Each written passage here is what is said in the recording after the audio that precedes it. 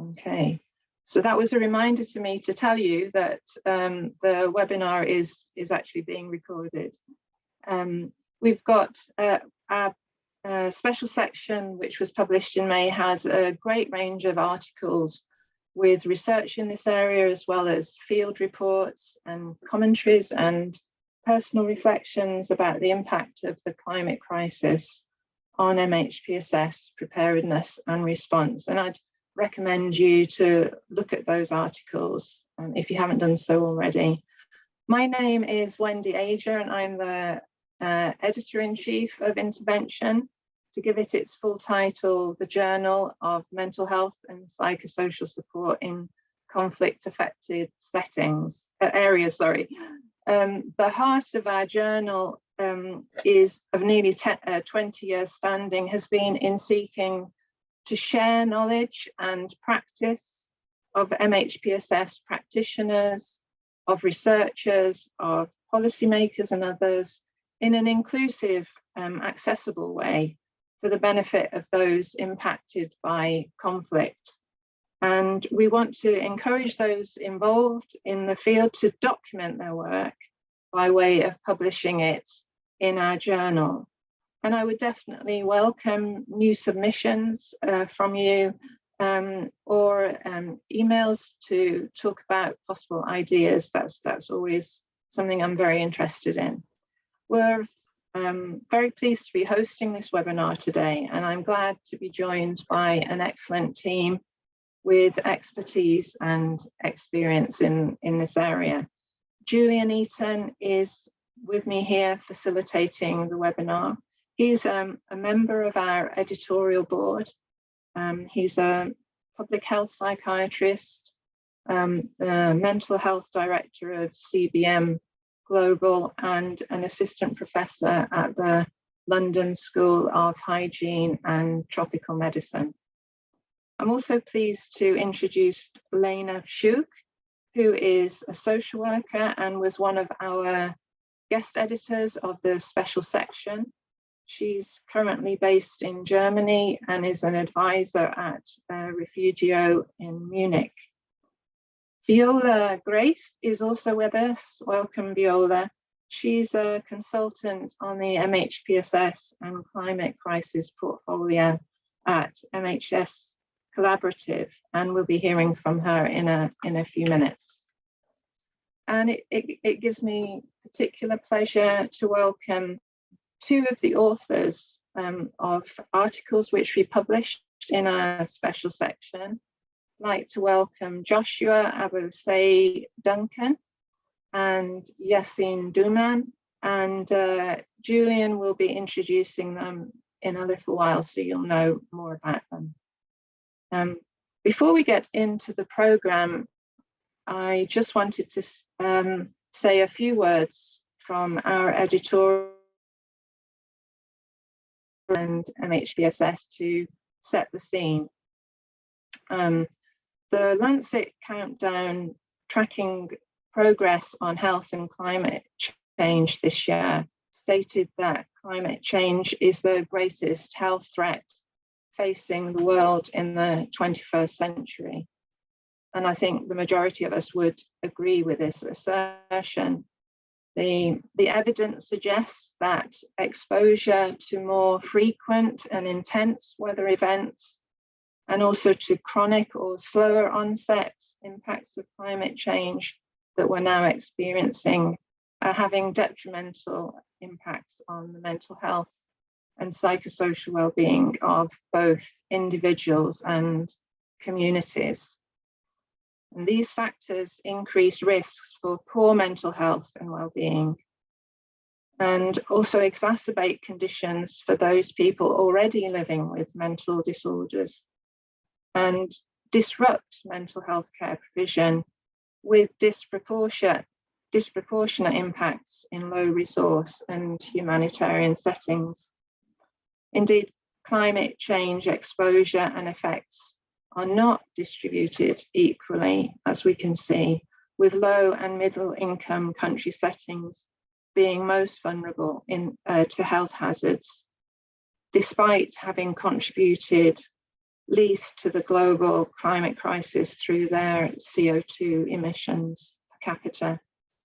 Many of those already facing adverse social and economic conditions that increase risk of poor mental health in the world are also most affected by the climate crisis. It's a grim prospect. In terms of future prospects, it looks like existing MHPSS knowledge and practice developed in relation to what we know about conflict, migration, and disasters caused by natural hazards serves as a useful starting point and guide for work in relation to the climate crisis. And for those designing and implementing MHPSS interventions, there's a movement to integrate mental health and well-being in disaster risk reduction efforts, and indeed to integrate MHPSS with work in other humanitarian sectors as part of climate crisis and MHPSS response.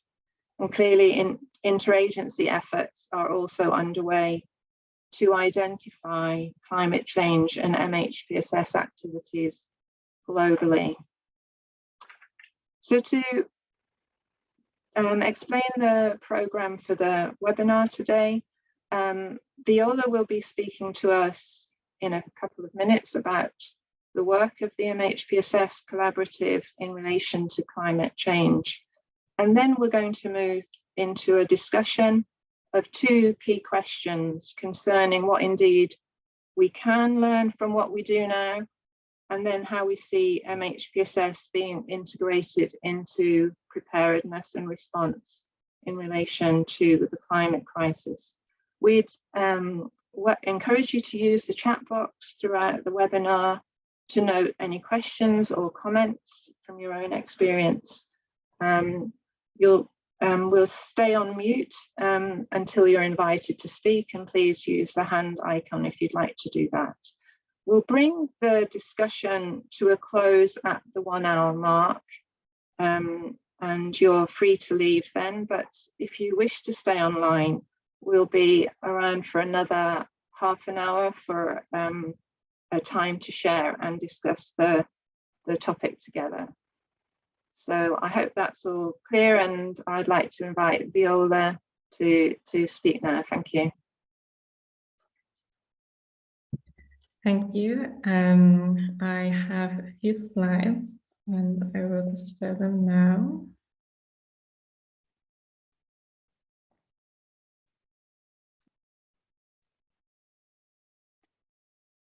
Okay. Hello, everyone, and thanks, Wendy, for the introduction. I will be briefly showing some of the work we've done at the collaborative, specifically a paper that we also published in Intervention Journal, and hopefully some of the questions that came out of that will influence the discussion we'll have afterwards.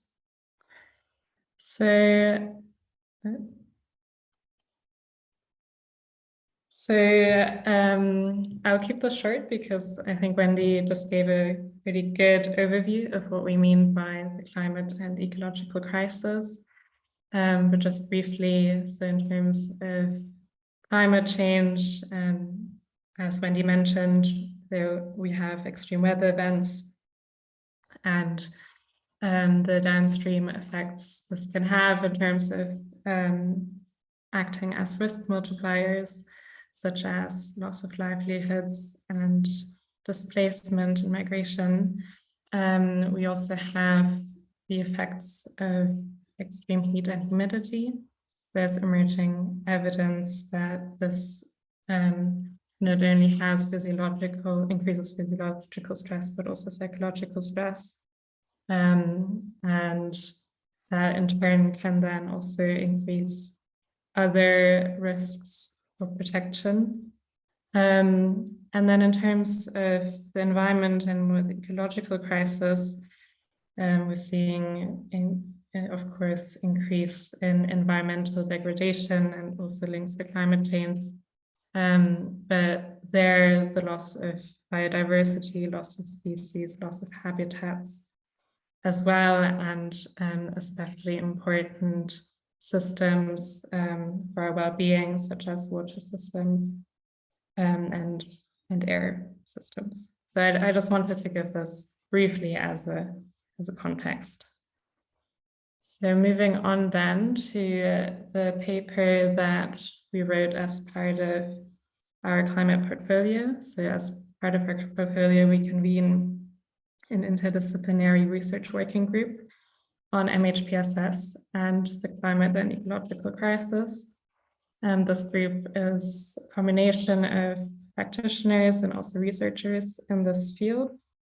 And also, if you're listening and are interested in this group, please get in touch, because we are always open to new members.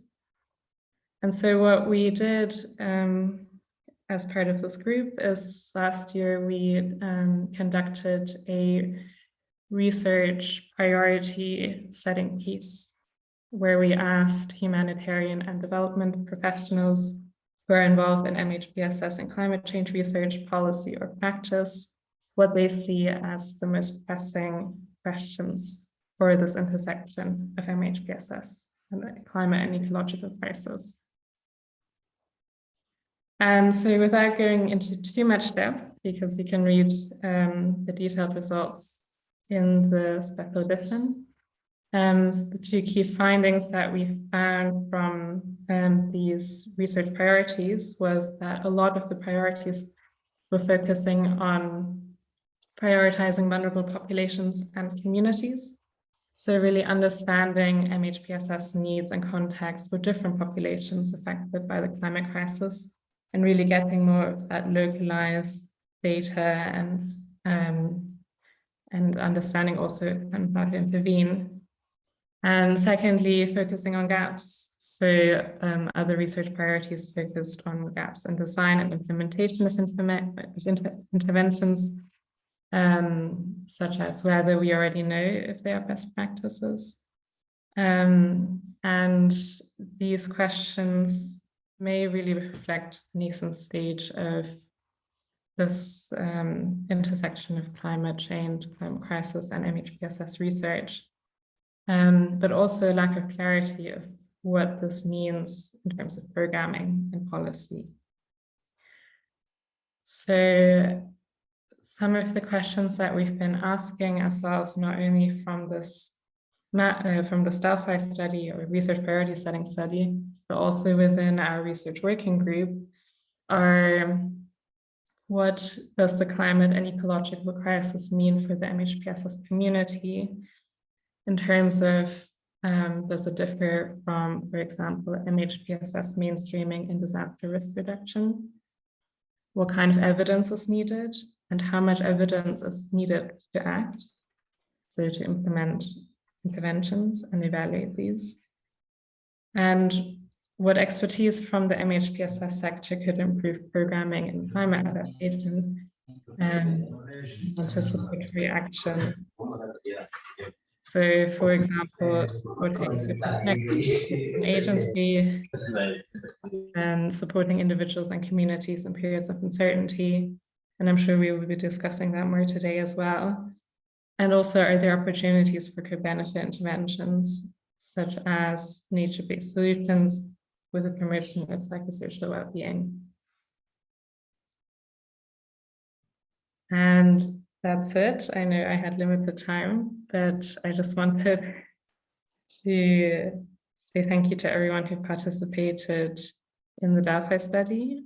And I'm very much looking forward to the discussion today.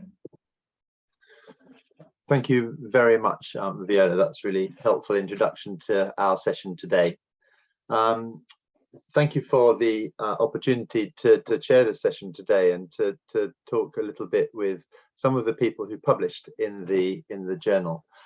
We've got, I suppose, the beginnings of the answer to your first question, in fact, Viola, which is there good practice already out there that we can use to learn as we look forward to the emerging ecological and climate crisis?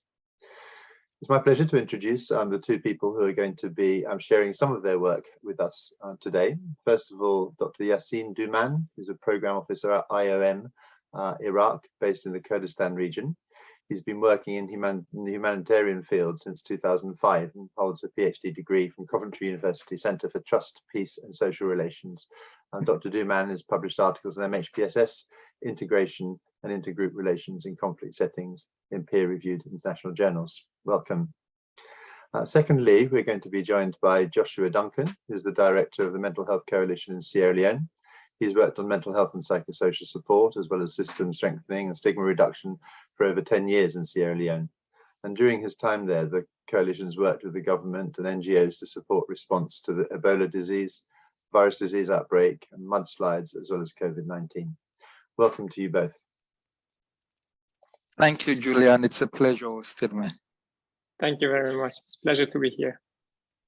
Thank you. So maybe I can start with you, Joshua. It'd be good to hear from you about the work that you published in the journal, particularly thinking about what lessons you think we can learn from our existing MHPSS work that can help us with our approaches to future response to the climate crisis. Please go ahead.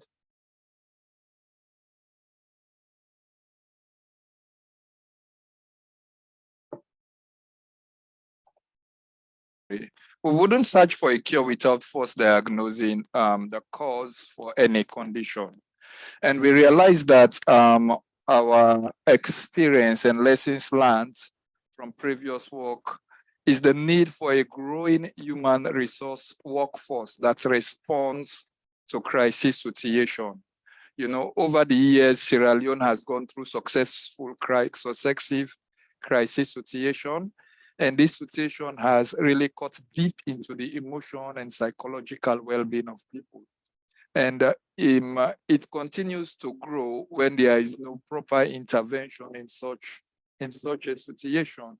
And so it's prudent, it's always exceptionally a needful thing to look at that.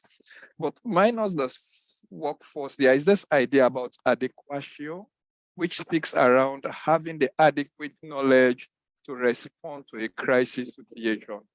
So in all of our crisis situation, there has been this huge turnout of actors to respond to physical, material, livelihood needs, and very little attention was being given to the situation of the mental and psychosocial well-being.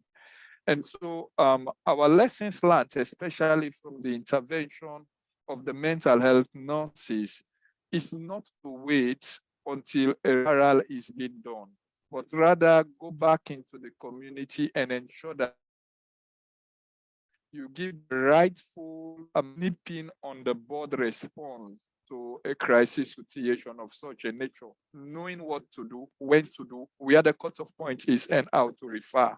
But also a key lesson is the recognition by our government authorities, you know, until system structures and policies are in place to regard the role of these actors, very little could be done.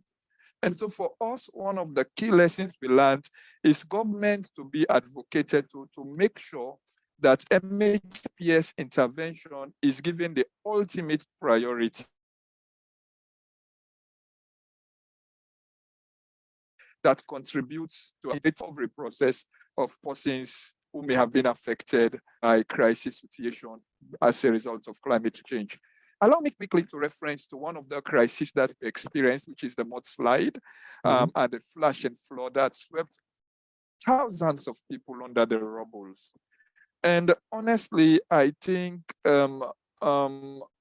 if it hadn't been for the timely and train by UC with regards and the ability to pick up referrals afterwards, the situation would have been really worse because it stems from the Ebola crisis situation, which actually took after the 12-year rebel war, which had already affected the minds, the emotions of people in Sierra Leone.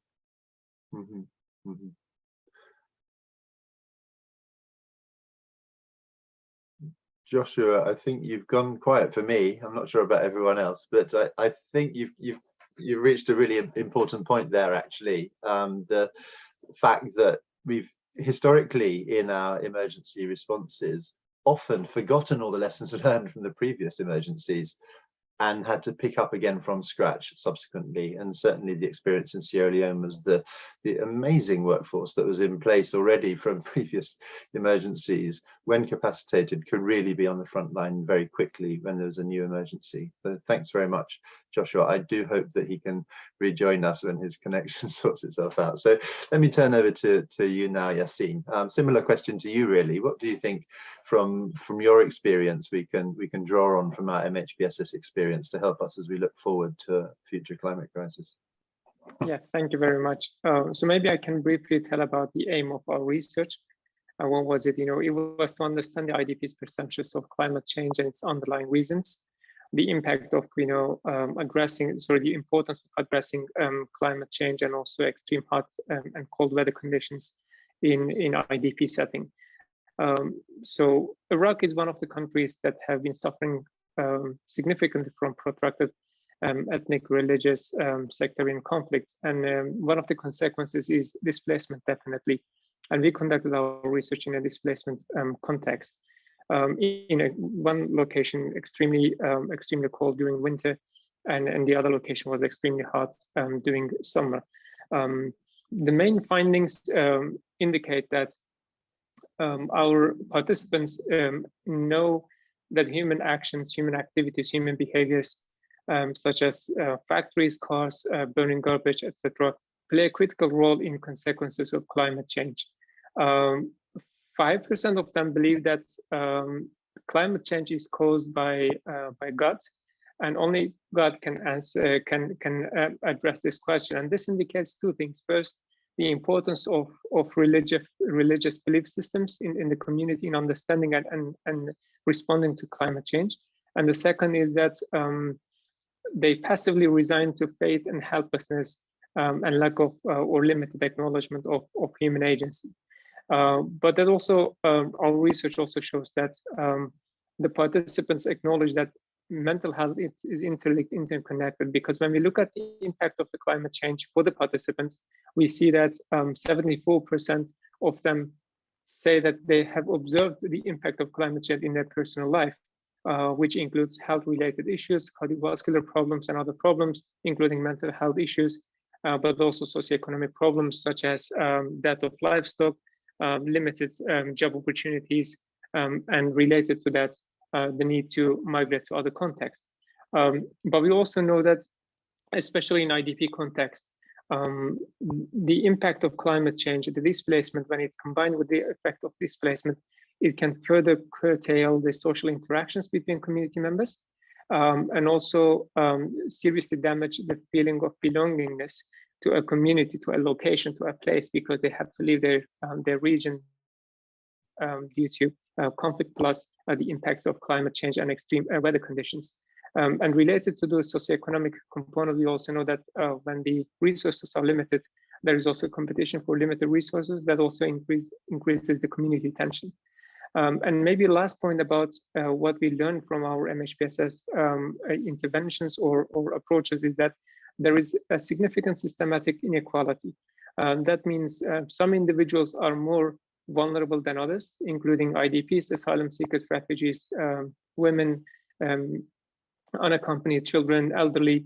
And when in a context where these people are displaced because of conflicts, and then you see the impact of climate change, this vulnerability is even double. And we see that social, economic, and economic and political disparities put these groups that I mentioned on the front lines of climate impacts.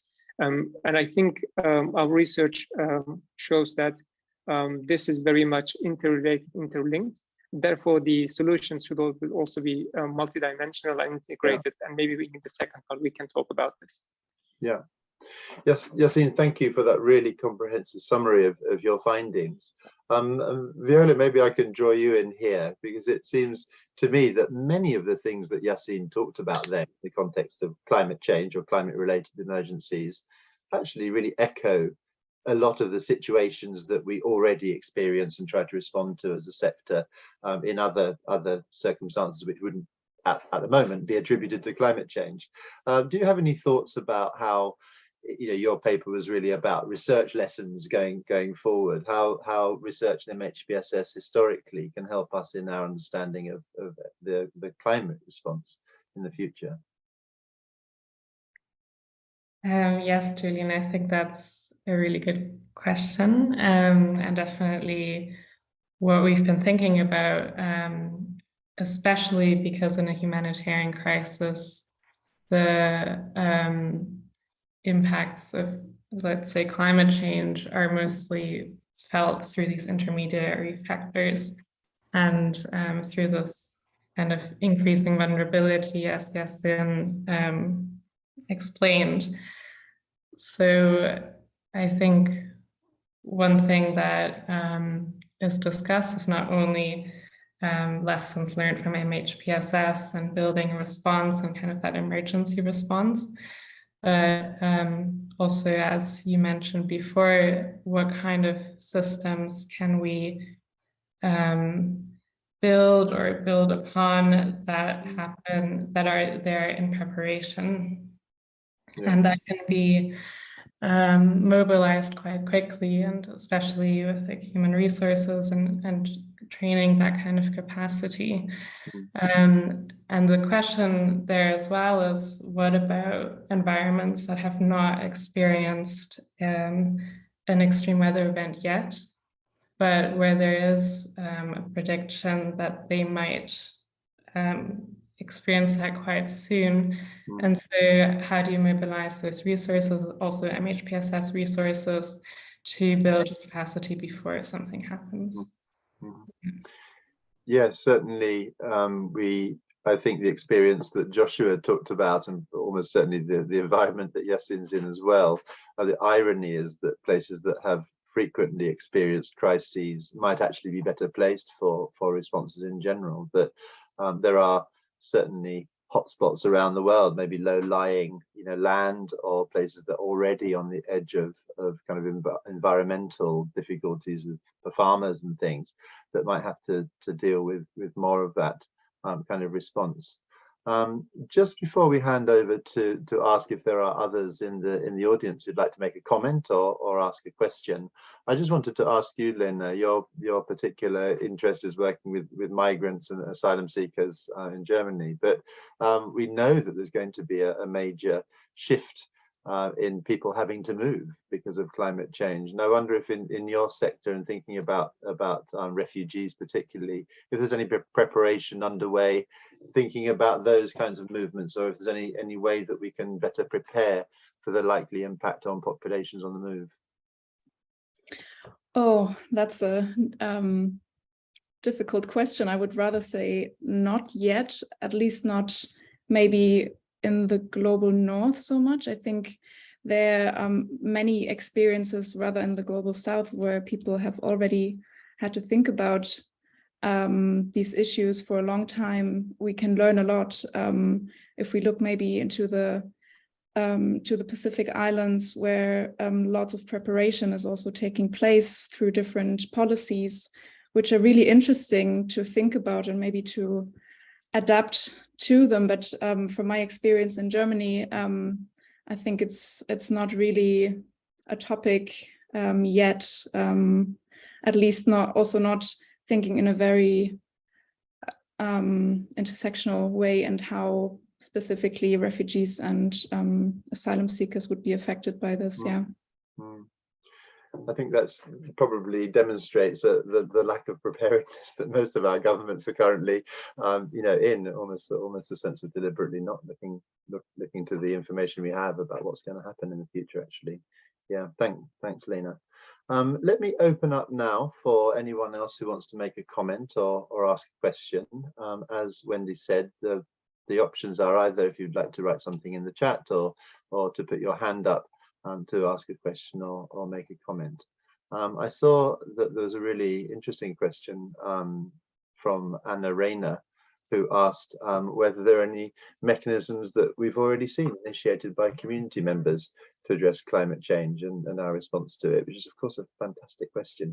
We do tend as an international community to think that we hold solutions. and local communities hold solutions because they know their context much better and in a much more subtle way. So just to ask any of our panelists here if you have any examples or thoughts on how local community members have already started to find some of the solutions to the problems that might increase in the future.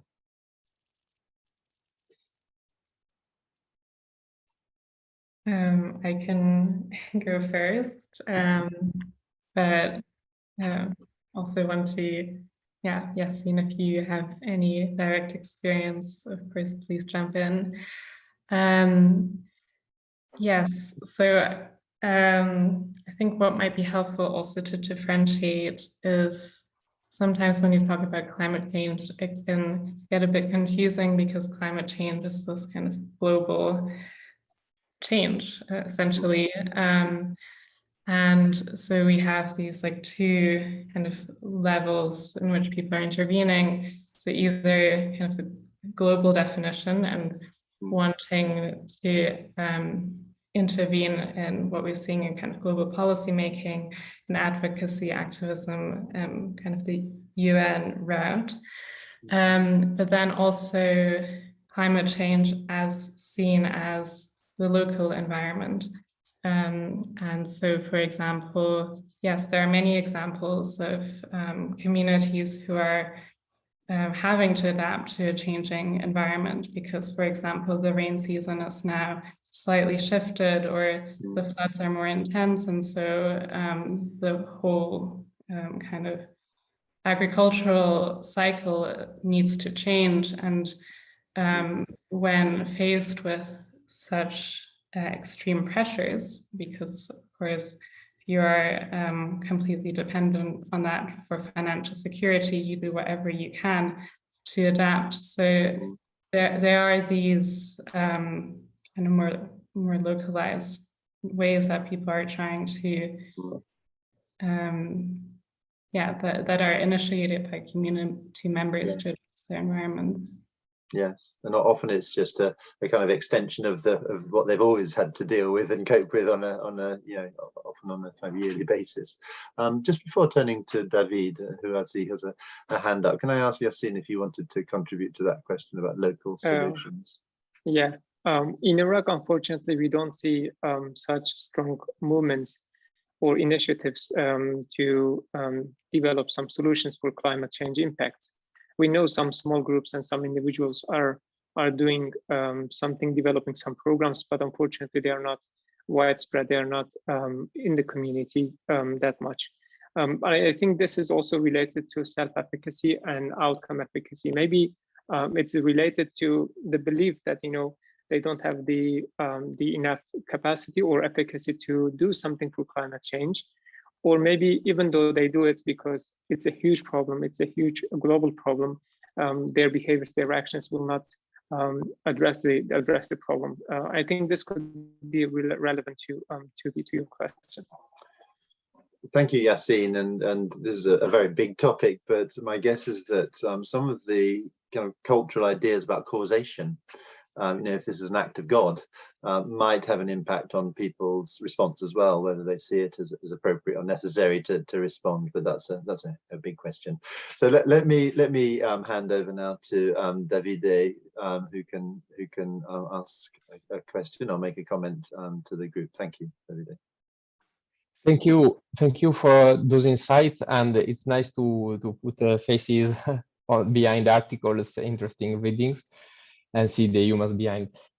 My comment and question is about the relevance that you think we can have in linking the work on climate change from MHPSS point of view in the global south and in the global north, because there is also many climate aware psychologists working on people feeling eco-anxieties, being at the same time among, of course, the major emitters of greenhouse gases. So how we can link this work and link the work with victims and survivors of climate impact with deniers and emitters, that are mainly, of course, in global north. Because you asked Julian about the history of research, and the history also of approaches is interesting, because, for example, the psychology of liberation in Latin America in the 70s, 80s made in a completely different setting, of course, this kind of work with perpetrators, for example, not only with victims, because the goal was a society to living together. And here is the same in the sense that, I mean, the analogy, because at the end, the goal is to act from different angle to live on the same planet. So how we can link those two kind of stream of work, if you think it's relevant? Thank you. I see Joshua's back. Welcome back, Joshua. Sorry we lost you for a while there, but can I just turn to the panel to ask if you have any thoughts on that, how we can better link those who are, I would say, maybe in positions of power, but certainly those who are emitting and involved in creation of this problem, with the people who are being impacted. Of course, one of the many terrible inequities within this area is that injustice of people who cause most of the problem not being the ones who suffer most of the consequences. Any thoughts on the means or the value of linking people up from the two extremes of the experience?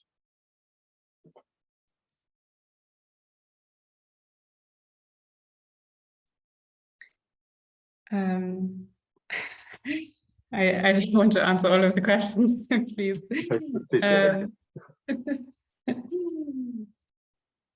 Maybe not quite in linking things, but I was just thinking, because Davide mentioned climate aware psychologists and just different MHPSS responses that we are seeing in the global north. And one aspect, I mean, in the global north, as you mentioned, the whole mitigation and transforming into a more greener circular and greener economy, those are big questions that are being asked. And MHPSS could potentially be helpful there in helping people move through a period of uncertainty or a period of transformation in terms of a different way of perceiving the future, of social connectedness as well, and retraining and all of these questions that are around that in infrastructure. Whereas maybe the questions that we are seeing in the global south in terms of responding to emergencies, preparing for those, are slightly different, because we know in the global south emissions are not comparable, and so the interventions there are focused more on adaptation and not on these mitigation aspects. So it's slightly different, yeah. Just a couple of thoughts from my side on that question, Davide, which I think is extremely important. Is, first of all, I think research can do something, you know, getting some numbers behind this to persuade people. But we know that often it's at a much more emotional level that people react. I wonder if a generation of young people who are angry and engaged around this might actually influence their parents, you know, older generations. We've certainly seen that with Greta Thunberg and some of the work that's been done by young people, shifting the whole movement towards, you know, activism much more powerfully than years and years of reports. So I think those two things probably need to go together, and in a way this intervention journal collection has really tried to do both those things, that it's got, you know, what we would see as more traditional data-based research, you know, and the journal has always really excelled at also including people's experiences and work in the field at a much more practical level, which I think, you know, we need to do both of those things. Lynn, can I turn to you now? You've made a comment in the chat, but I think it would be really nice if we could hear from you as well to make your comment to the group. Well, yeah, I'm not going to show my face, only because it keeps telling me I have a very unstable connection, and I don't want to lose what little connection I have. You might lose me at any point. Thank you. I feel introduced by you, Julian, because I'm one of those people who doesn't do conventional research and simply has for my whole life written about what I do, and occasionally people are happy enough to publish it. And one of the things I've been doing and will plan to do more of is what I hope would be preventive interventions, because if you connect children more to nature, and Viola mentioned this, then they want to protect it. And I was lucky enough with the timing of my intervention to also have the opportunity to give 8-year-olds the opportunity, if they wanted, and 80% of them did, to advocate with the G7 politicians who were right next door while we were doing our exhibition. And that was a very powerful experience for me, because I saw that children of 8 to 10 want to speak out on the climate crisis and want to stop it happening. And my big concern about the MHPSS, and David, I was going to write to you because of the letter, which I think most people have read in your video that you're prepared, is excellent.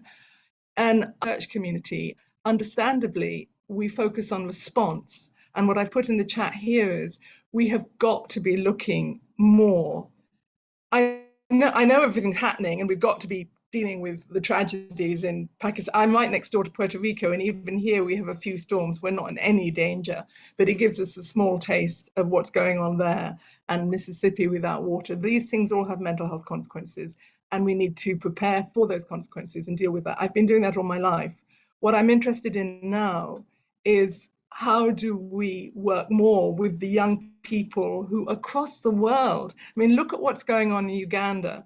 Look at I nearly tried to post it, but I can't manage the link, the general comment that UNICEF is producing so that children can speak out what's going on. There is so much work to be done on both researching and encouraging the best ways of activism, because the Grantham report, which I also haven't given you the links for, shows, as does the Australian research done recently, that one of the best solutions to climate anxiety, climate grief, climate pain, all these stresses in advance of disasters, which everybody's feeling, I'm feeling, is activism.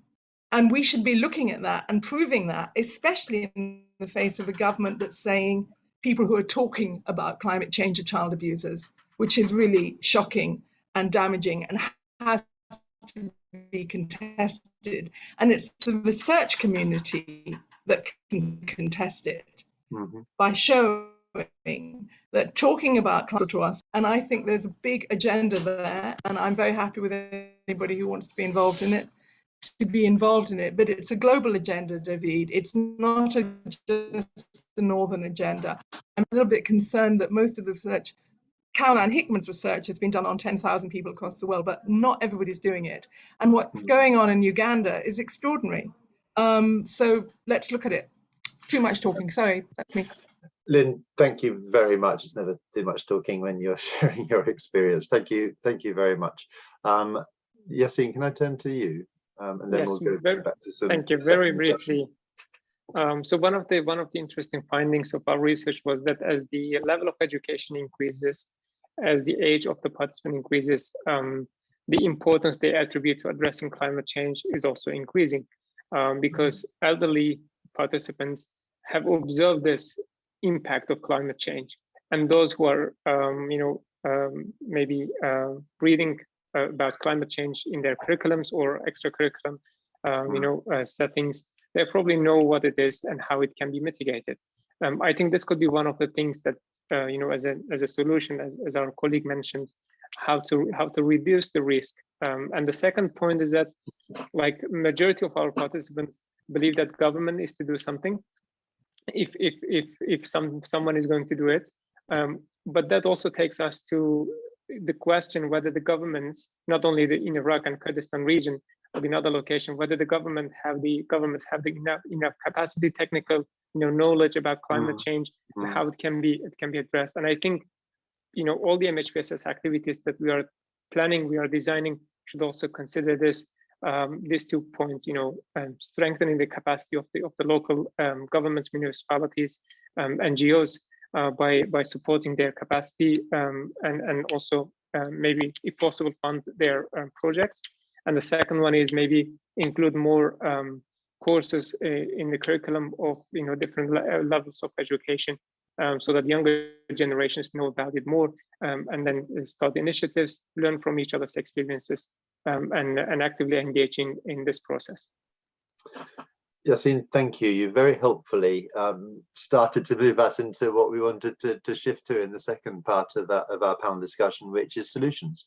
How can we as an MHPSS focused community play our role in the wider climate change preparedness and response work? But just before we move on to that, I noticed that Steve Lurie, I hope I pronounced that right, posted some work on Inuit climate change strategy, which I think speaks to the question that was asked earlier. What about local communities' own responses rather than our kind of global, it's maybe slightly professional sectoral response? And Steve, I just wondered if you wanted to make a comment about that before we move on.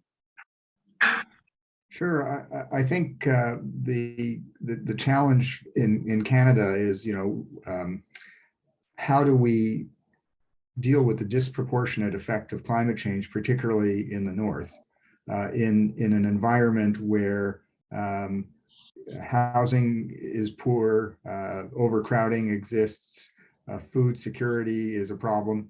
And our federal government has worked with the Inuit organizations to develop basically a co-managed strategy that focuses on work that people can do locally, which includes working with communities around the psychosocial issues, but dealing with issues like how do you respond to the loss of food stock and things like that, and how do you mobilize young people?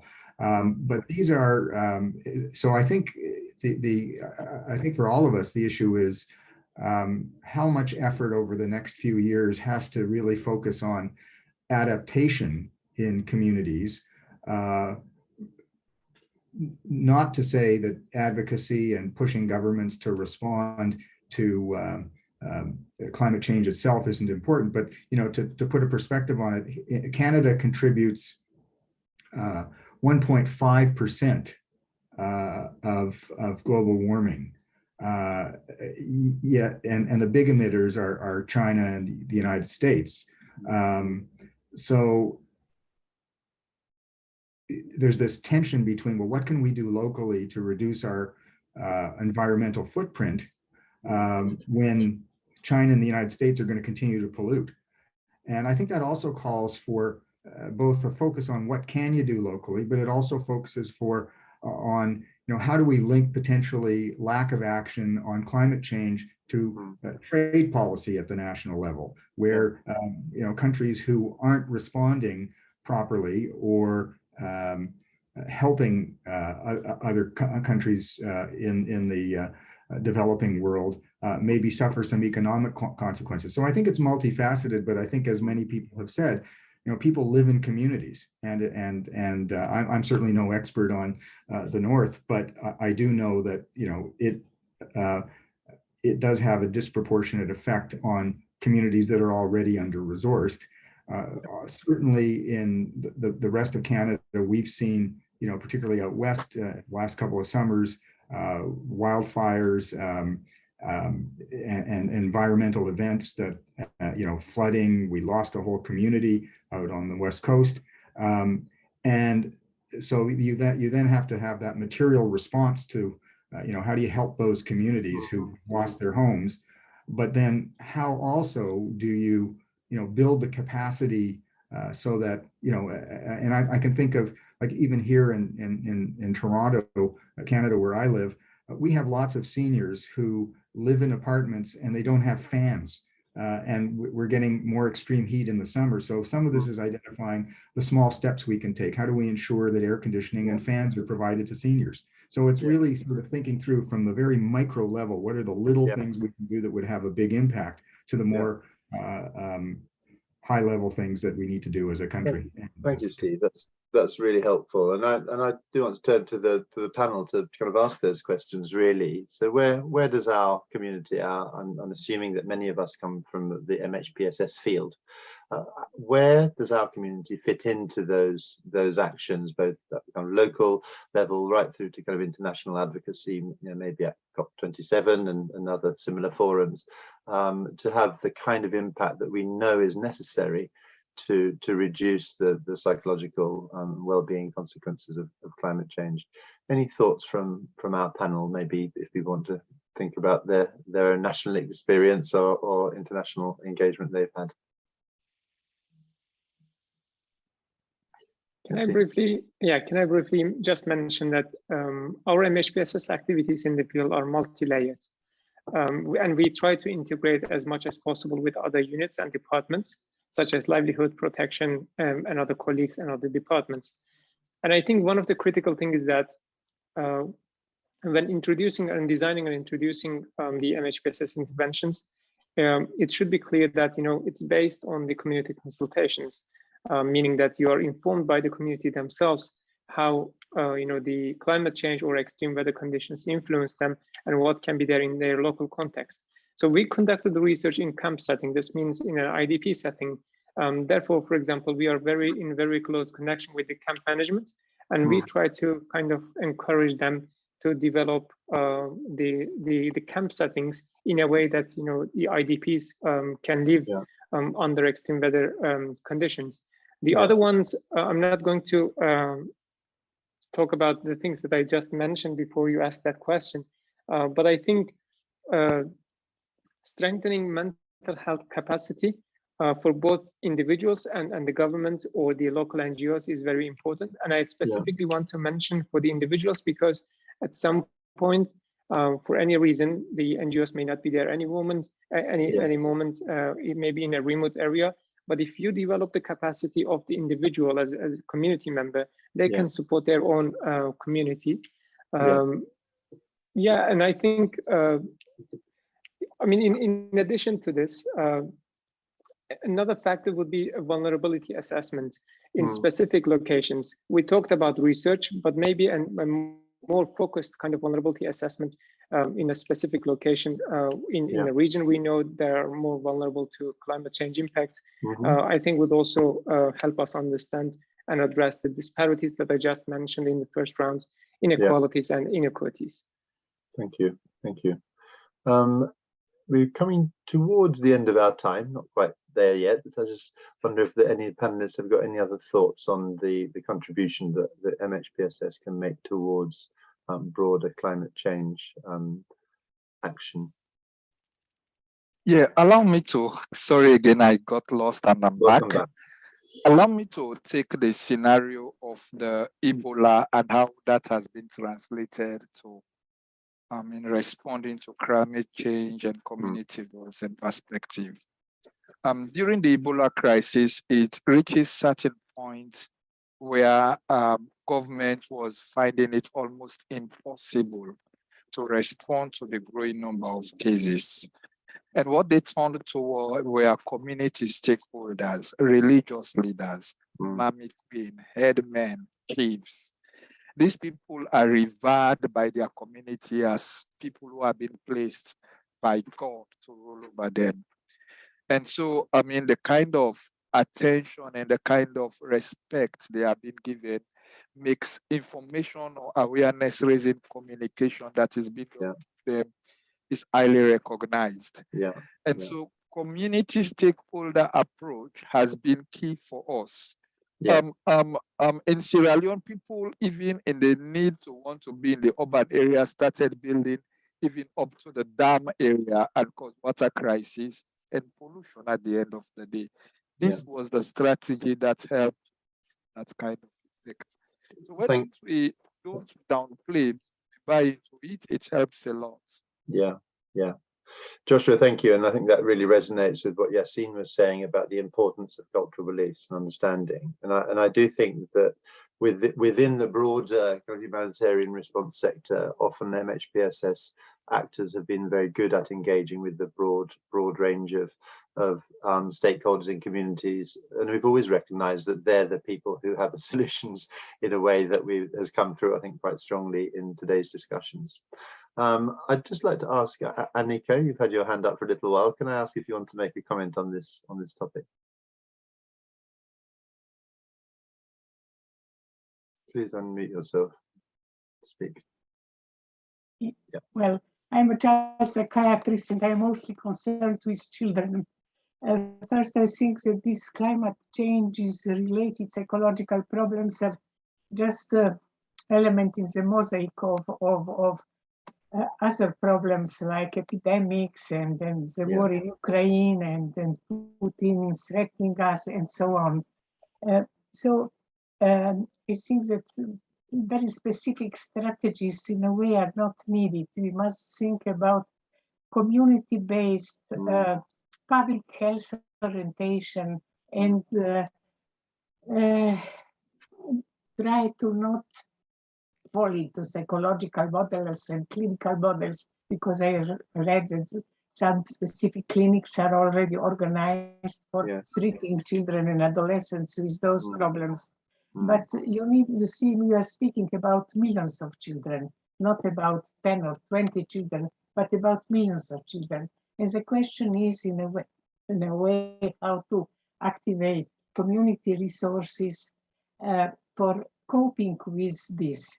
Well, as I work with children, I invest most hopes in schools, and the other educational activities.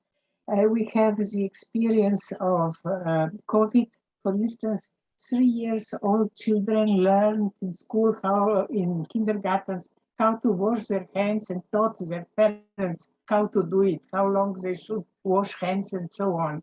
And I think that really this should be in a way for children a school and kindergarten-based preparation, which again would not be psychological or just psychological, but a preparation based on a reality and, as Lynn said, on activities. What can we do? What can the class do? How can we spare water, electricity, very practical things, which are interesting for children. Thank you. So I think we should, I will finish, work more in this way than in thinking about individual therapeutic assistance to people. Thank you, Annika. I think you've really hit the nail on the head there, and I think it's a really important conclusion that actually, again, it's kind of reflected in the learning we've had in MHPSS over many years. We started off by flying in psychiatrists and psychologists and realized that was a big mistake very early on.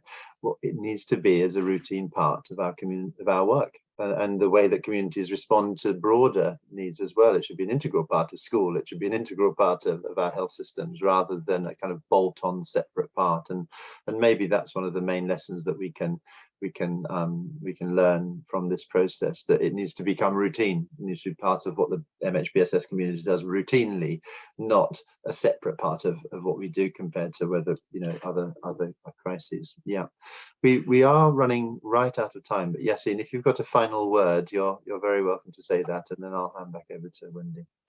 Thank you very much. One final comment. Because climate change is a global issue, and individuals may not feel enough responsibility contributing to climate change. Related to this, because some studies show that instead of telling people how climate change negatively influenced their life, maybe they could say how mitigating or responding to climate change would benefit their health, instead of saying that you will be influenced in this way because of the climate change. But if you do this, your health is going to be better. And I think this could play a positive role, and also building belief in one's own resilience, and giving the necessary information and skills and support for them to have this. And the last point is about the interpersonal, intercommunal support. especially in regions affected by different types of conflicts or disasters or extreme weather conditions. I think increasing social cohesion between community members and developing support mechanisms between individuals may also significantly contribute to our collective efforts to climate change. Thank you very much. Thank you, Yassine, and thank you to all of our panel members today. I think it's come through loud and clear that our sector has got a tremendous amount of learning from 20 or 30 years of really kind of coordinated work in this area. And that can really inform the way that we and a broader community respond to the inevitable needs that are coming up in the future, and also help us to prepare for them in the way that Lynn mentioned. So with that, let me hand back over to Wendy. Thank you. Thanks very much, all. This, as Julian said, this marks the 1 hour mark. So if you need to leave, please do so now.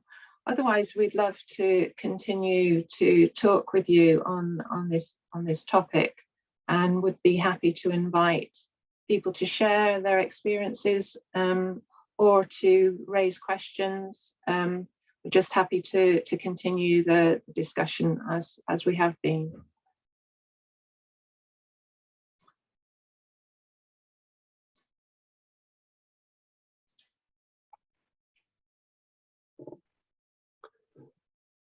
Maybe I could start, Wendy, while people warm up. Last night in my small town in England, there was a community meeting to think about our climate change response, what we were going to do moving forward. And I think what I really sensed in that meeting was a great relief that someone had got round to organising it, because I think people feel very helpless, that there's been enormous amount, obviously, on the media and the news, people realising that these things are coming. And I think people do broadly have a desire to do the right thing for their community and for the world. And people were concerned about their own emission, but realised they weren't an expert on solar power or the other things they realised they should do. So I think there is a desire actually by communities to have support and information and maybe research and evidence that can help them to affect the change they know that is needed, because feeling helpless is actually not good for your emotions. And I think it's mentioned by a couple of people that we need to understand how we make a positive response to the inevitable anxiety and concern that people have, because it's very realistic and appropriate, but that doesn't turn inwards into a kind of a sense of helplessness, but into agency and action towards change. So yeah, just the conclusion, I suppose, that I think our community does have something to say about people's well-being and emotions, but actually empowering communities is part of the solution to those concerns that people have. And as you guys were talking, I was remembering David's, who's on the webinar today, David's contribution to the special section. And I think it was David who made the point that we are all affected by the climate crisis. I mean, it's an obvious thing to say, but kind of we're in it together. There's no hiding place wherever we are on the globe. And clearly some population groups are already in extreme circumstances, but we are all in it together, and it's sort of less the extent of people who know all the answers going in and offering solutions, but that we're all affected, and it's kind of in our interest too to actually hopefully speak together and come up with solutions and respond to the impacts across the globe. So it's a sobering thought, I think. David, I don't know if you have anything more to say about that. It's good to see you, by the way. Never met you before. It's a pleasure for me too. I wish just to mention one report recently appeared where there were an interview to 50 international NGOs directors, and one of them said that with climate change is even more complicated than other crises, in the sense that so far the humanitarian simplifying, trying to offering solution where the local government could not or didn't want. And so it was like to fill the gap. But here the problem is that we don't have the solution or the ready to use solution. We have part of that. And so my consideration is, doesn't, I mean, the question for all of us, for the community of MHPSS actors is, don't we need also to help each other and our colleagues and our organization also to feel, to keep this frustration, to accept this frustration of not having a ready-to-use manual or handbook and solution to implement.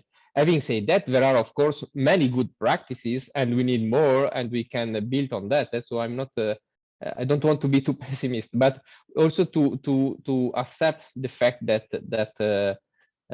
we are not ready, and it's something new, and it's challenging also because we are in the double position of being concerned directly to every one of us.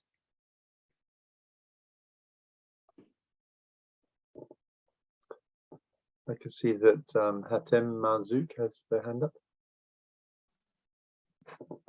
Yes, thank you. I just wanted to jump on the opportunity after what Davide mentioned related to the organizations and their interest in this subject. So I think I would also add that there is the challenge of the MHPSS being in the same kind of portfolio of activities that a lot of international organizations are providing, but it's also one of the fields that is struggling the most with funding. So I imagine that if we also start, you know, I don't want to say drumming for more activities that link MHPSS and the climate change, I imagine it will be faced with significant resistance. So I think it's fair to say that for the links between MHPSS and climate, I think we have an added challenge that we are also perceived to be an intangible service, or a service that you cannot really manage in terms of physical elements, that donors who are interested for something like winterization, for instance, would be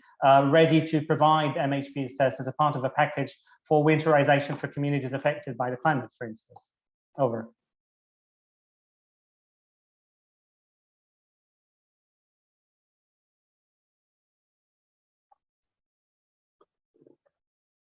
I don't want to speak on behalf of others who are involved in the article that Viola shared, but I think one of the things we grappled with, even in designing the survey actually, was how do you define the edges of what MHPSS is? You know, do we claim every adaptation effort to be, you know, have MHPSS benefits?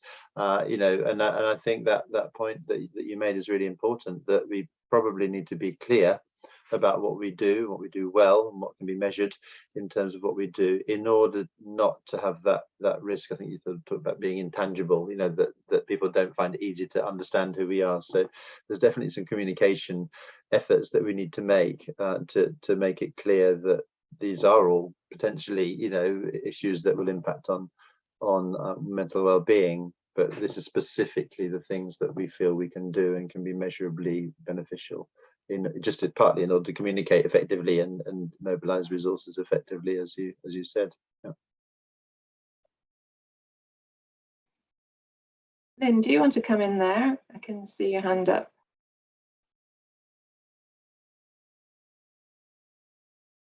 Just working out how to use unmute on a mobile phone. I'm actually going to slightly disagree with Julian. I don't know if you guys have seen, in the West anyway, there's been a series of articles, one in The Guardian and then one in the New York Times, both attacking mental health, not us,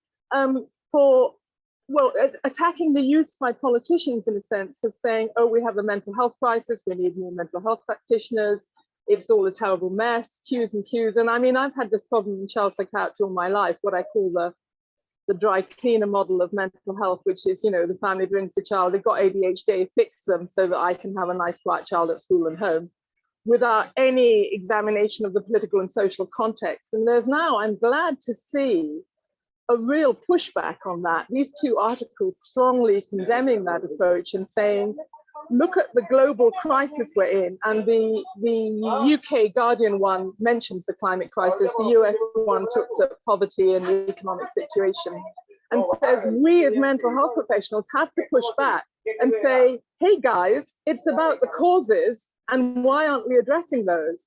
And so contrary to what Julian, I thought you might be saying, is we need to narrowly define our roles. I think we have to broadly say, we are seeing the mental health consequences of what's happening, and we are saying we have got to address the causes, and we use our expertise and our standing to say, if you want to avert the mental health crises we're seeing, both in terms of the reaction to these disasters and in terms of, as I said, the anticipatory depression and fear and misery across communities, then we have to act to prevent. And I would like to see our communities globally, and we are a global community, and Intervention as a fantastic journal speaking out more in that area. Anyway, that's a maybe controversial position.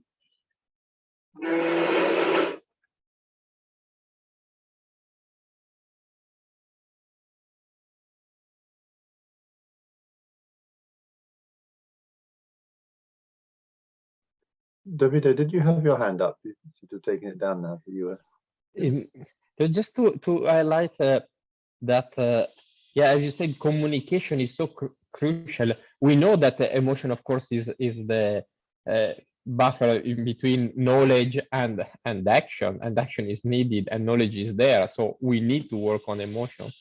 But in my experience, in this moment, my ongoing experience here in Belgium, not with my organization, but as a private practice, is to reach people, because we know about people suffering and our own suffering in this situation, but proposing, for example, groups and events for speaking, we can call it eco-anxiety or whatever you want, but it's sometimes difficult because when it comes from a mental health perspective, it's perceived as still, because stigma is something wrong, and some people don't dare, in our experience, me and my colleague here, to accept that, to speak about what they feel about this, about the climate change. It doesn't mean that, of course, they don't feel emotion, frustration and fear or whatever, but they didn't accept, or maybe probably we didn't find the right way to communicate and to make more awareness, to invite people speaking and working on emotions. So this part on communication is really challenging in my ongoing experience here, and I wanted just to share it. Thank you, David. I was wondering, Viola, if this comes into the research priorities at all, this in terms of advocacy and activism on the part of MHPSS community. I wondered, whether this had been amongst the priorities that you have identified. Yeah, good question. So I suppose, well, it wasn't really, so it wasn't a kind of activist focus. We need to recruit our community to say something, but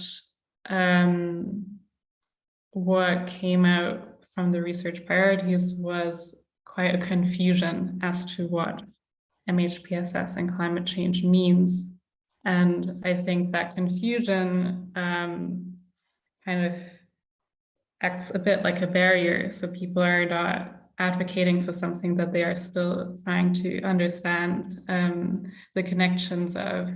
So I don't think necessarily that it's not a priority, but maybe not a priority yet. And so maybe a question rather is how much about climate and ecological crisis, how much information is being communicated within MHPSS, what information is lost or what assumptions are there, then just put in the comment denial.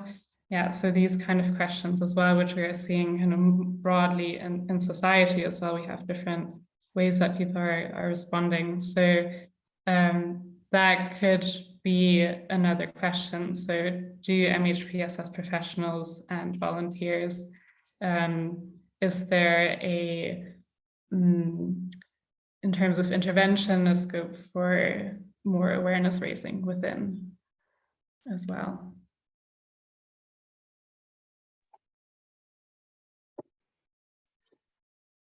Thank you. And maybe I could make a comment building on Lynn's point about denial.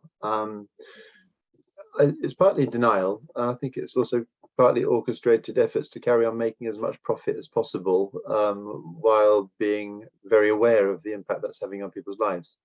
And I like what Steve said earlier about the fact there has to be consequences. You know, people who choose to continue to harm other people need to be held to account for that. And certainly I think there'll be some reckoning by young people on, you know, previous generations who knew and continued not to do anything about it. So I think reinforcing the point that Lynn made earlier, that as a community we do of course have to be a strong voice in that bringing an understanding of the likely impacts of continued emission of carbon in an unremitting way, and that's partly our voice as technical experts, people who have feelings and are exposed to the impacts, to try to change the consequences. In my own country, in the UK, the response of the government to protests has been to criminalize protest.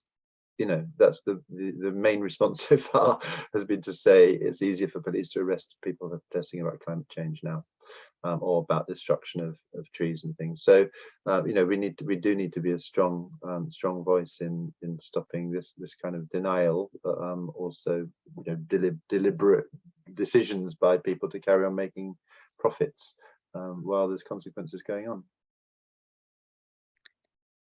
And I also just wanted to quickly jump in.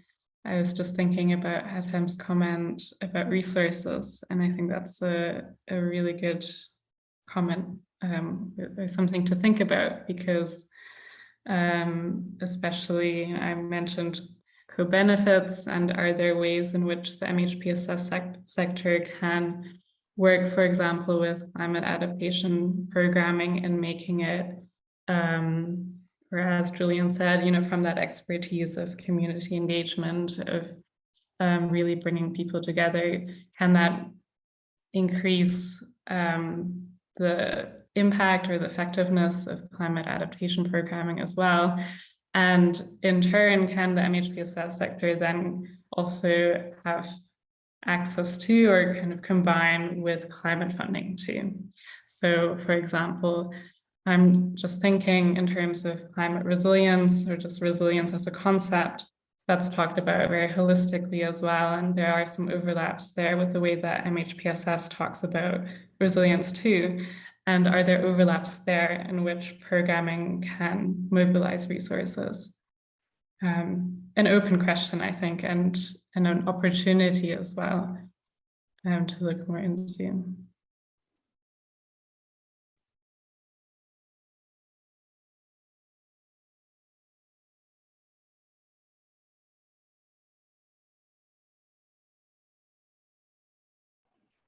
Hatem, would you like to come in?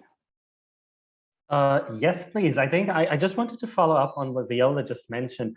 I think, I would also add to this, maybe based on the experience of the team in Iraq, is that there are now lots of agencies that are interested in climate change, and a lot of them in their, climate change policies and the social part, at least, of the policy, there is a lot of potential overlap with what the MHPSS is doing. And I think, this is generally a problem between the MHPSS being boxed in the humanitarian side of things, and not extrapolated to the maybe humanitarian development nexus.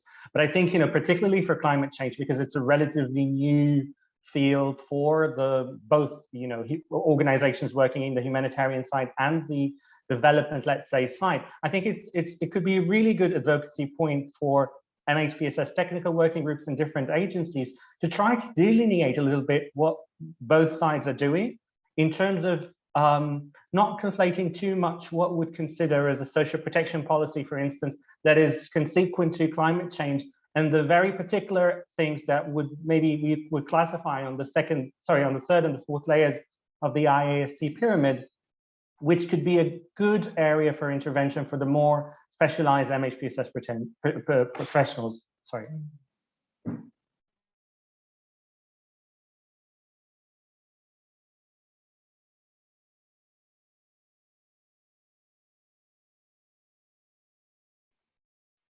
Thanks, Hatem. Julian, you've got a point about disaster risk reduction, I think.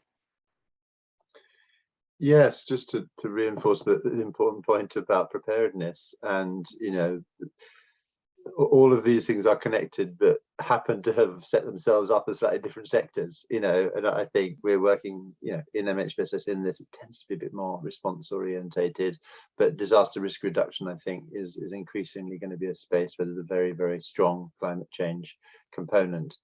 And as a sector, I think MHPSS players really need to be there, have a voice, and make sure that we bring our expertise and thoughts into that disaster risk reduction sector.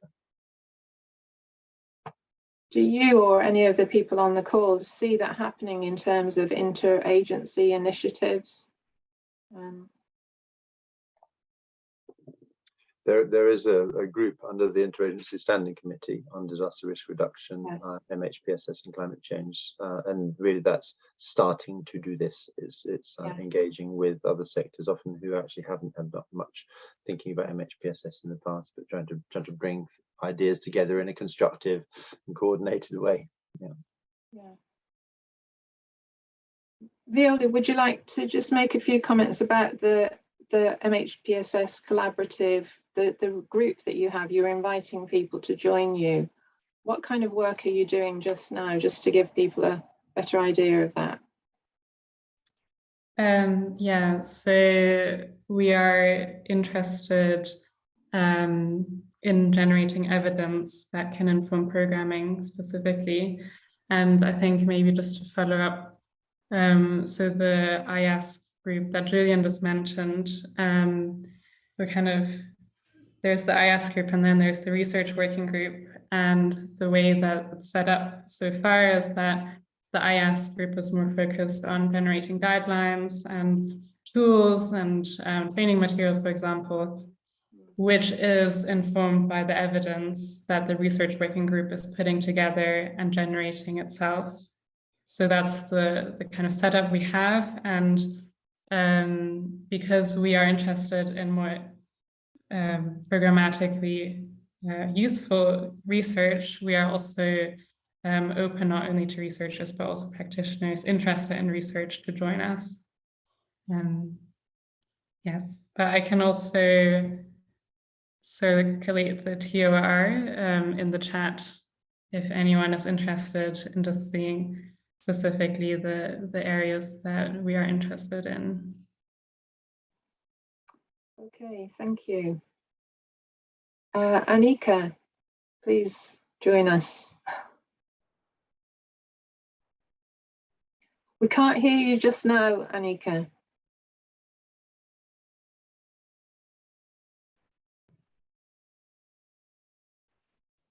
Can you hear me? Yes. Yeah, thank you. Yeah.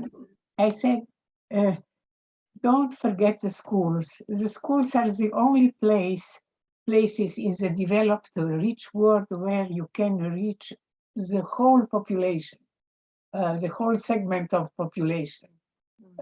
There is no other place where everybody will be reachable, listen to you. And I think it is very, very important to invest in schools. First, because all children are in schools. And secondly, because, these children, these climate changes are also a matter of the future. It's not just now, it will progress. And young generations must be prepared to it. So don't forget schools.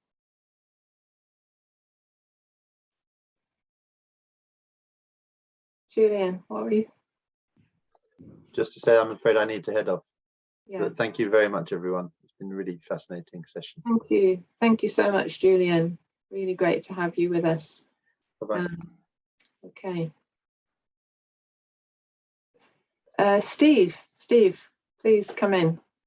Yeah, I've posted a couple of things in the chat. The colleagues at the University of British Columbia have developed a guide for having discussions, particularly with young people, about climate change.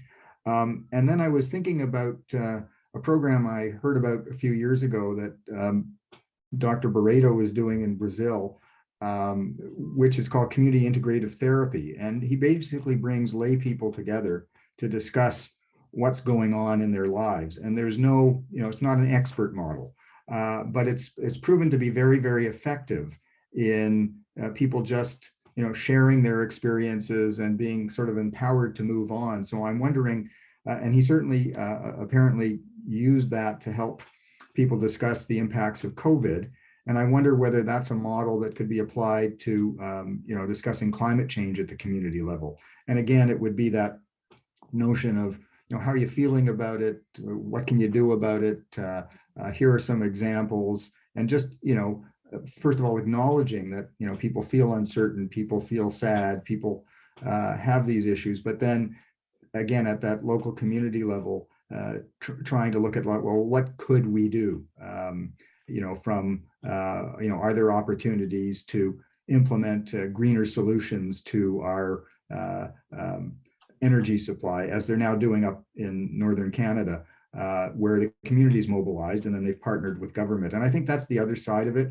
One of the benefits of us discussing these things internationally is there's opportunities to identify promising or best practices that can be spread and scaled. And I think, often people feel, well, I don't know what to do, but if we could sort of produce some kind of compendium about how communities are taking action on climate change, and here's what you could do, I think that would be really helpful. Thank you very much. Thanks, Steve. Could I give a last word to Yassine? I think he needs to leave quite soon, but. Yes, thank you very much, Wendy. I just want to say goodbye because I'm traveling today. It was a fascinating discussion. Thank you all for the comments, for the questions. Have a nice evening. Thank you, Yassine. All right, goodbye. I think we'll take the opportunity to say goodbye to one another, and thank you very much for our time together, for all the contributors, and for your interest and participation in the webinar, and look forward to the next time when we can meet together. And I would wish you every good wish for your work, and thank you very much, and look forward to the next time. Bye for now. Bye.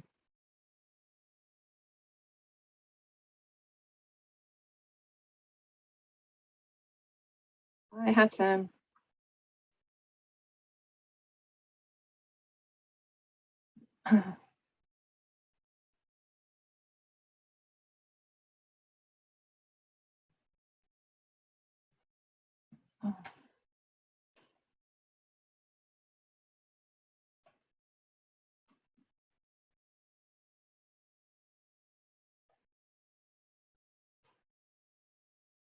Goodbye.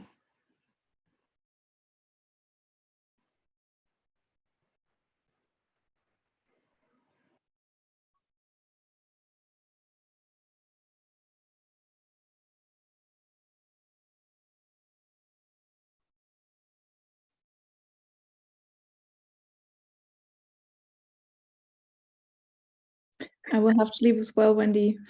All right, Lena. Thank you so much. Thank you as well. It was great, wasn't it? Yeah, so many people. Yeah, thank you. Thanks Hope as to speak well. to you again soon. Bye-bye. Bye. Bye.